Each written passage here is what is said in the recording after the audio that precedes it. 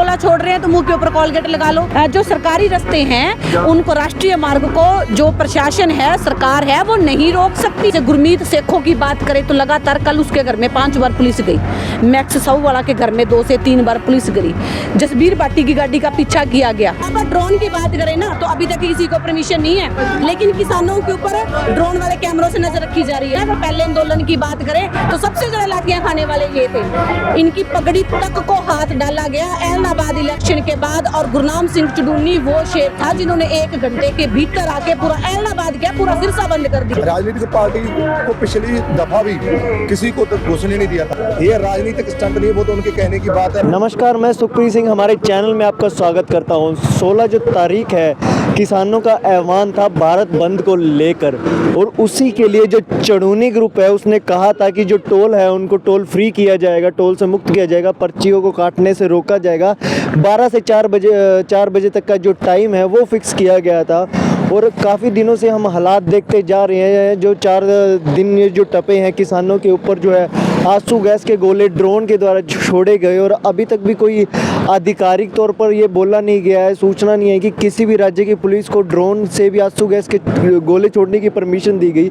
तो कई के जो नेता हैं, जो कई पॉलिटिशियन हैं, उनका भी बयान आता है कि आतंकवादियों या गैंगस्टर को रोकने के लिए भी इस तरीके का माहौल नहीं बनता जैसा किसानों को रोकने के लिए माहौल बना दिया गया है।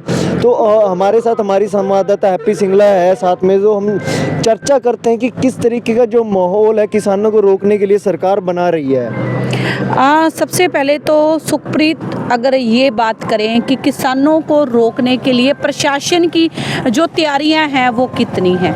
जगह जगह से जो बॉर्डर सील किए गए हुए हैं, देखो जैसे सबसे पहले तो डबली का बॉर्डर सील किया गया, शंभू बॉर्डर है उसको सील कर दिया, खनौरी बॉर्डर सील है, गाजीपुर वाला बॉर्डर है वो सील कर दिया गया। अगर उन बॉर्डरों की बात करें तो अगर ये चाइना का, जैसे जो भारत और चाइना का बॉर्डर है ना, अगर वहाँ पर इतनी सिक्योरिटी हो, वहाँ पर इतना हो तो काफ़ी अच्छा है। भारत और पाकिस्तान की सीमा देखें, वो भी इतनी स्ट्रॉन्ग नहीं है जितना किसानों को रोकने के लिए जो स्थिति है वो तैयार की गई है। प्लास्टिक की गोलियां हैं सुखप्रीत, जो किसानों के बदन को छन्नी कर रही हैं। प्लास्टिक की गोलियों से किसानों को मारा जा रहा है। अगर कल की बात करें तो जो कल से खनौरी बॉर्डर से अपडेट थी हमारी, और जो शंभू बॉर्डर से अपडेट थी, तो कनक के बीच आर्मी वाले उतरे थे, वो किसानों के ऊपर फायरिंग कर रहे थे। लेकिन किसान भी किसी से कम नहीं है, उन्होंने भी तोड़ निकाल लिया कि अगर आंसू गैस का गोला छोड़ रहे हैं तो मुंह के ऊपर कॉलगेट लगा लो। ऊपर से टीयर गैस के जो गोले छोड़े जा रहे हैं तो पानी की गिल्ली बोरी है उसके ऊपर डाल दो, नमक अपने पास में रखो। किसान हैं वो काफ़ी समझदार हो चुके हैं और उनका ये कहना है कि वो अब डरने वाले नहीं हैं। और यहाँ पर बॉर्डर क्रॉस करने की बात है, अब तो हाई कोर्ट भी किसानों के पक्ष में है, उन्होंने भी कह दिया है। हाई कोर्ट की भी यही दलील है, हाई कोर्ट में से भी यही दलील निकल के आई है कि जो सरकारी रास्ते हैं उनको, राष्ट्रीय मार्ग को जो प्रशासन है, सरकार है, वो नहीं रोक सकती है, लेकिन बैरिकेडिंग लगा के रोक दिया गया। अगर सोशल मीडिया के पत्रकारों की बात करें तो उनको वीडियो नहीं बनाने दी जा रही है, रोका जा रहा है। आखिर क्यों? बंदी तो नहीं है, गुलाम देश के हम आज़ाद नागरिक हैं, लेकिन फिर भी जो प्रशासन के द्वारा बार बार उनको रोका जा रहा है। अगर अब बात करते हैं आज के माहौल पर, आज भारतीय किसान यूनियन चुडूनी ने जो कॉल है वो दी है कि 4 घंटे आज टोल है वो फ्री रहेगा। गुरनाम सिंह चुडूनी किसानों के हक में आ चुके हैं।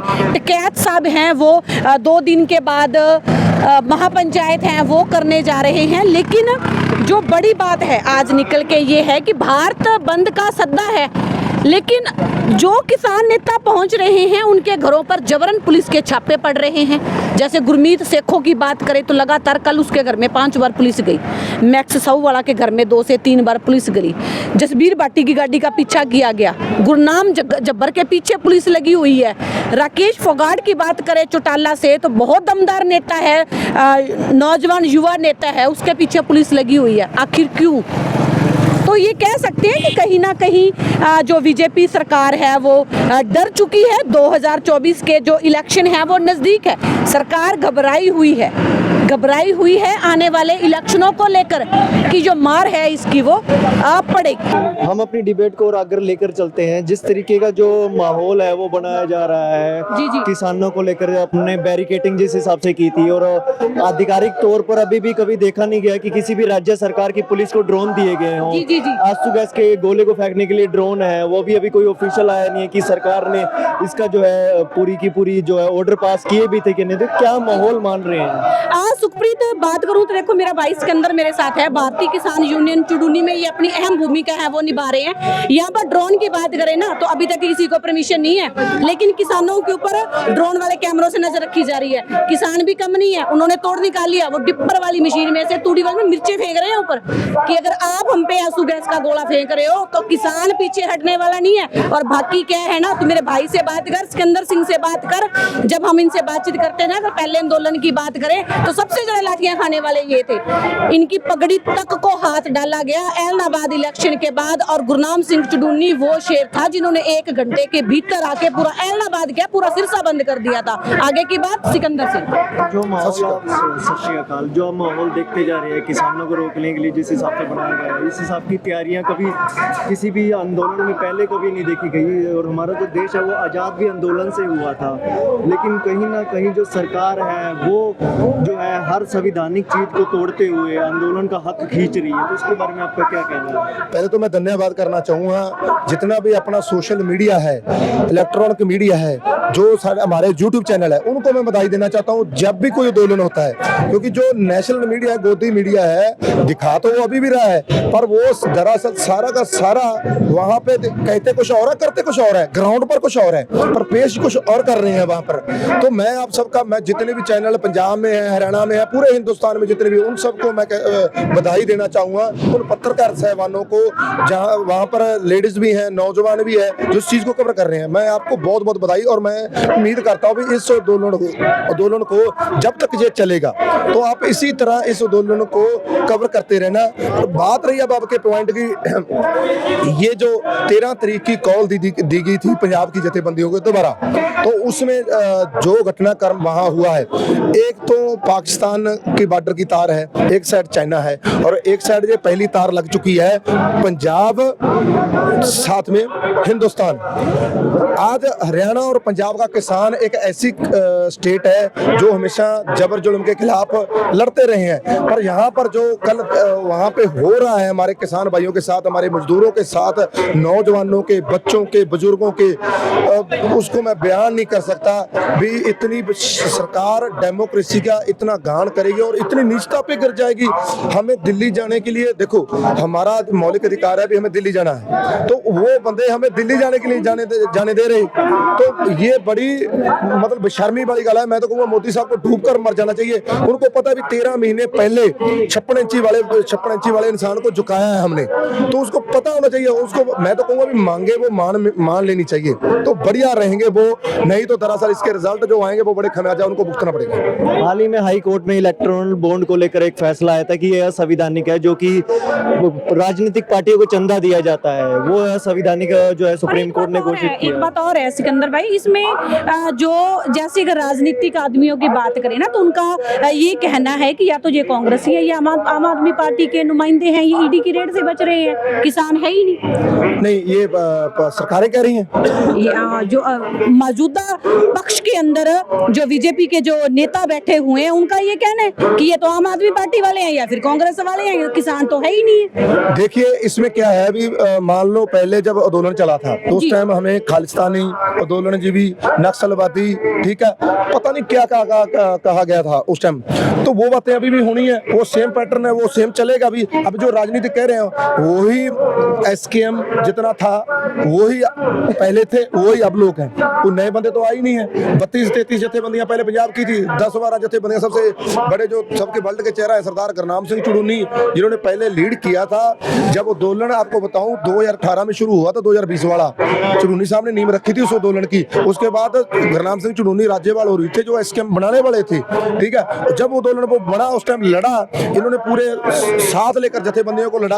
और सरकार को जो पॉलिटिकल बंदे हैं, देखो उनका काम है बातें बनाना, बात का पतंगड़ बनाना उनका काम है। वो मंच पर एसी पर बैठे हैं, पर ग्राउंड पर आके देखे ना भी कौन किसानी है, कौन राजनीतिक है। राजनीतिक पार्टी को पिछली दफा भी किसी को घुसने नहीं दिया था, मैक पर बोलने तक नहीं दिया था, समर्थन सब देके गए थे। अब कहीं देखा है आपने कोई राजनीतिक लीडर आके बोला? अभी तो शुरू भी नहीं हुआ आंदोलन, 13 तारीख से वहीं बॉर्डर पर खड़े, अभी दिल्ली तो पहुंचे नहीं है। तो ये सारे जो प्रोपोगंडे हैं, अभी तो शुरुआत है सरकार की, आगे आगे देखो होता है क्या। जी जी जी। तो सुखप्रीत, जो आपा बात कर रहे हैं, आपस में बात कर रहे हैं, किसानी मुद्दों को लेकर बात कर रहे हैं, आपा खुद नहीं कह रहे हैं, जो किसानों की सुन रहे हैं वही आगे लेके जा रहे हैं। मैं गांव-गांव जा रही हूँ, उनका एक कहना है कि 2024 में हम बीजेपी का सफाया करेंगे। एक किसान नेता से बात हुई है, अभी अगर आप एक किसान से बात करोगे ना, तो जो उनके दुख हैं, उनकी फसलों की खरीद को लेकर है।